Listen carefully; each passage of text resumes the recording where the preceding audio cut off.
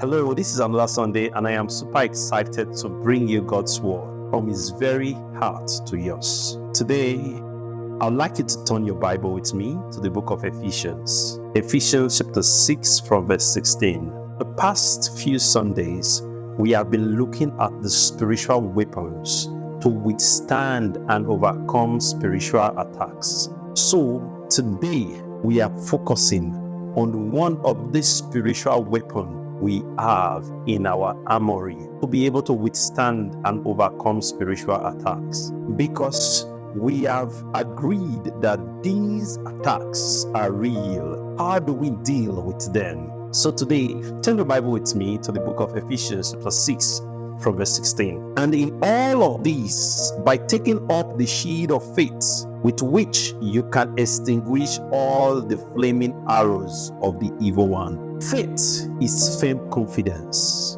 It is the springboard with which we can launch into the impossible altitudes of life. Faith gives substance to hope and gives vision into the realms unseen with the naked eyes. Faith is that versatile possession of every Christian. That is what we are talking about today. Our topic today is faith, the spiritual iron dome. Paul talked about faith here in the book of Ephesians chapter 6 as a weapon of defense. Paul tells us that faith is a shield. The nation of Israel, right from Bible times, has not been immune from attack. In the times of old, they were attacked by their enemies, the Philistines, and different other nations that surrounded them. And these nations attacked them with spears, with arrows, with swords. But in modern day Israel, they are still being attacked, not with spears, not with arrows, not with swords, but they are being attacked with missiles, different range of missiles.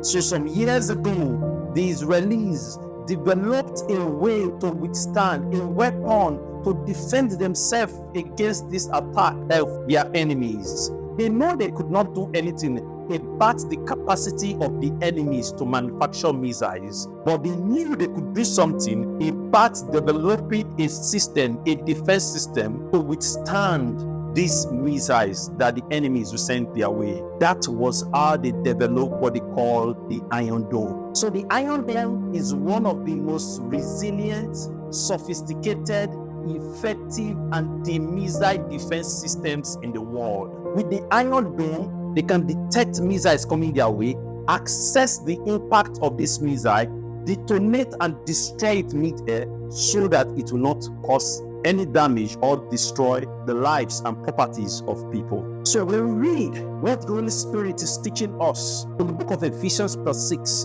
the Iron Dome comes to mind, because the Holy Spirit says faith is a shield, which is a weapon of defense. So today we want to talk about faith as a shield, as a spiritual weapon, and why it is relevant for us as Christians. So I think you should listen carefully and learn how you can leverage this versatile spiritual weapon for your own defense. So the first question we'll be asking ourselves is, why is faith important? Faith is important because from the description of faith in the book of Ephesians chapter 6, we can conclude that faith is a resilient and versatile weapon. That's what the shield is used for. You can use it to protect the delicate organ of the body. You move it to that area of the body that is under attack. If they want to cut you in your wrist, you move your shield there. If they want to cut you in your head, you move your shield there. So it is versatile, it is resilient, it is hard, it is tough. It can withstand whatever is coming. Your ability to move it to that area of attack is what will save you from that attack, because faith in itself is powerful and it is mobile. You can move it. You can move it to that area of attack. That is the first reason why faith is important. It is both resilient and it is versatile. The second reason is that with faith, we can neutralize and destroy the devil's two major arrows of attack. These are fear and doubt. You see, the devil uses these two arrows a lot, because once the devil is able to penetrate our consciousness with the arrows of doubt, with the arrows of fear, then every other thing follow. Funny enough, these two arrows are based on lies. They are not true at all. When Christ and his disciples, they were in a boat and they were faced by a storm, Christ was deeply asleep. And the disciples, they were so afraid. They've seen many miracles, but they don't know right now, since the master is asleep, if they are going to make it alive. So their only way was to wake the master up. Look at what Jesus Christ said in the book of Matthew chapter 8, verse 26. But he said to them, "Why are you fearful, O you of little faith?" Then he arose and rebuked the winds and the sea, and there was a great calm. Immediately, this story, we saw that it was fear. It was fear that was robbing them of that understanding that the waters of the sea cannot swallow the creator of the waters. It was fear that was robbing them of the understanding that the sea, the wind, can do nothing against the master of the ocean, of the land, of the sky. Again, when Peter saw Christ walking on the water, Christ called him to come, and he was walking on the water. But immediately he started looking at the storm, started looking at the waters. He was afraid, he started sinking. He called on Jesus to help him. And when Christ stretched his hand, lifted him up, take with Christ was in the water, he took Christ to lift him up to his own level for him not to sink. Then Christ told Peter this in the book of Matthew 14, verse 31. And immediately Jesus stretched out his hand and caught him and said to him, "O you of little faith, why did you doubt?"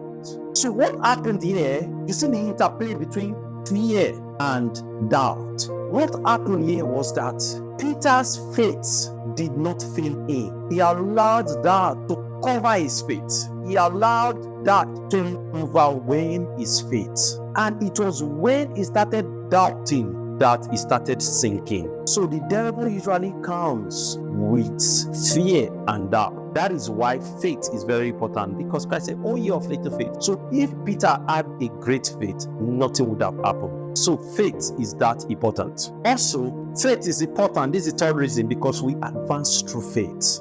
So they brought a guy who was epileptic to the disciples of Jesus Christ to heal. They could not after they tried their best. And they brought this same guy to Jesus. And when Jesus looked at them, he said, "How long will I stay with you, O ye of little faith?" And he rebuked the demon, and the boy was made whole. And Christ told them that if you have faith as small as a mustard seed, you can say to this mountain, "Be moved and be cast into the sea," and the mountains will obey you. What Christ is telling them is that you could not make progress, you could not advance, not because of the obstacles in front of you, it is because of your lack of faith. So if you are not making progress, it's not so much about the obstacles, it is so much about your faith. If you have faith, you'll be able to advance, obstacles notwithstanding. Faith gives us wings to fly, to move to greater altitudes. Because the definition of faith, according to the Hebrew writer, is a substance of things hoped for, the evidence of things not seen. So when you walk by faith, you're actually operating not based on what people are seeing at the moment, but you are launching into the future and you are grasping it. That is what faith does. Faith is important because we can overcome the troubles of this world, even death, by faith. This is what the Bible tells us in the book of 1 John chapter 5, verse 4. For whatever is born of God overcomes the world, and this is the victory that has overcome the world, our faith. So here's the last one. Faith is the power of prayer. Faith gives prayer that cataclysmic effect. You see, when you pray and you don't have faith, you are just making noise. It is faith that gives your prayer that power. Because Christ said, if you have faith, take note.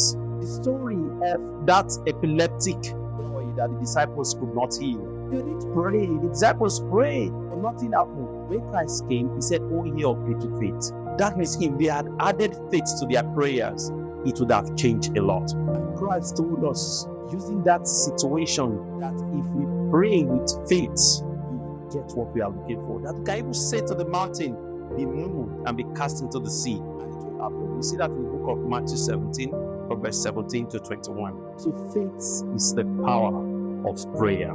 Now, what kind of faith do we need?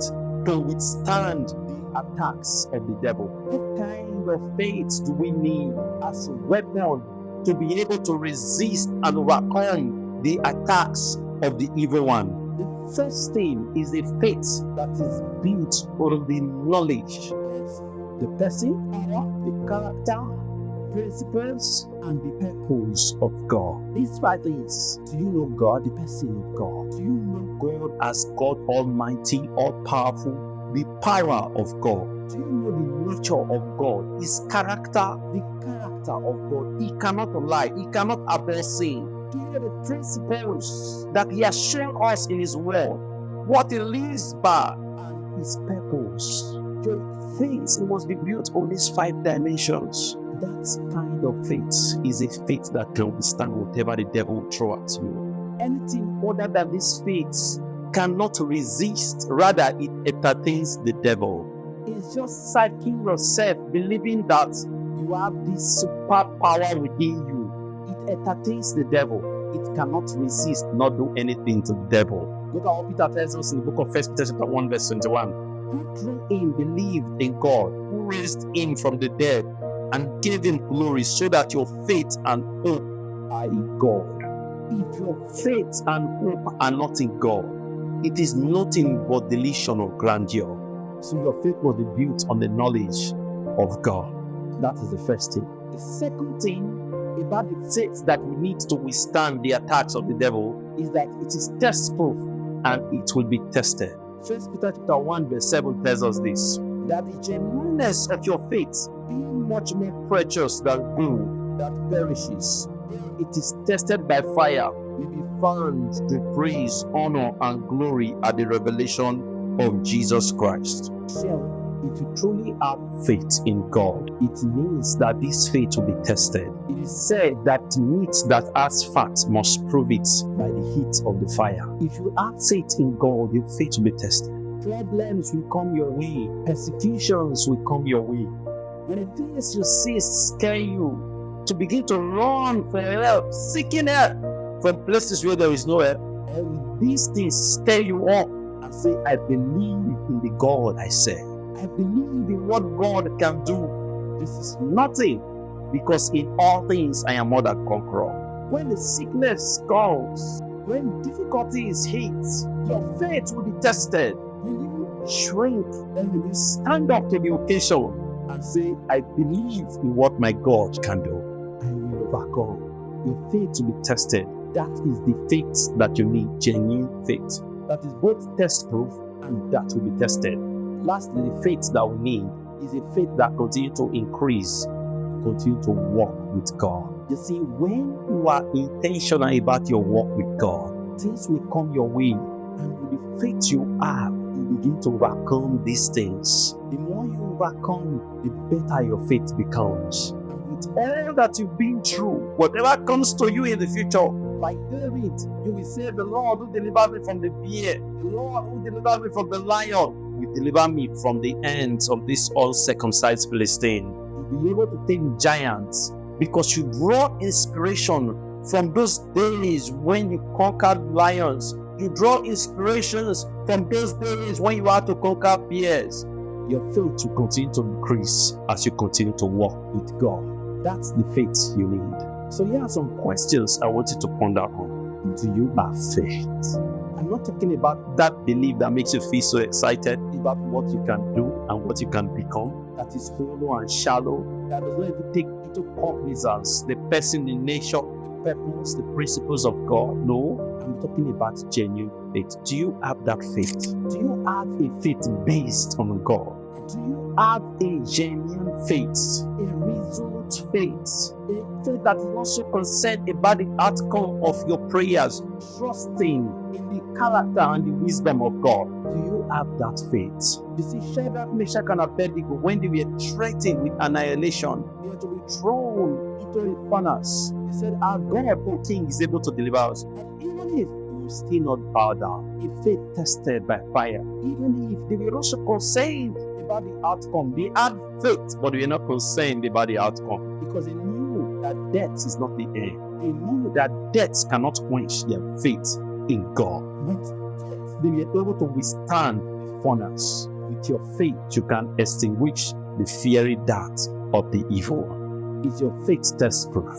How big is your faith? We're talking about faith, and this is a time for you to carefully assess your level of faith in God. This is a time for you to honestly assess the nature of your faith in God, because you need this as a weapon of defense. It is your iron dome. It is your anti-missile defense system. Faith, you need it.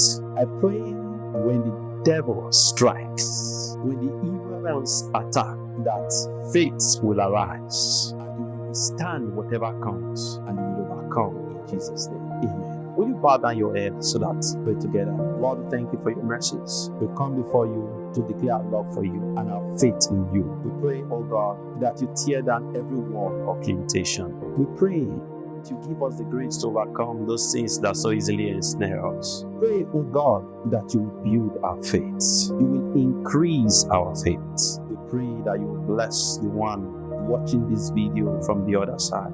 Strengthen him or her. Whatever obstacle, whatever mountain, whatever problem, the grace to overcome is what to pray for. Thank you for we know you have answered, or we have asked and prayed in Jesus' name. Amen. So before I see you again next week, please do well to take care of yourself. And if you are not following me on YouTube, kindly do so. Click on the follow, like this video, comment, share your thoughts, and do well to share this with your friends. Share this with your family members. Also, follow me on Instagram, TikTok, and Twitter. I hope to see you again next Sunday, because we'll hear from God's heart. Before then, take care of yourself.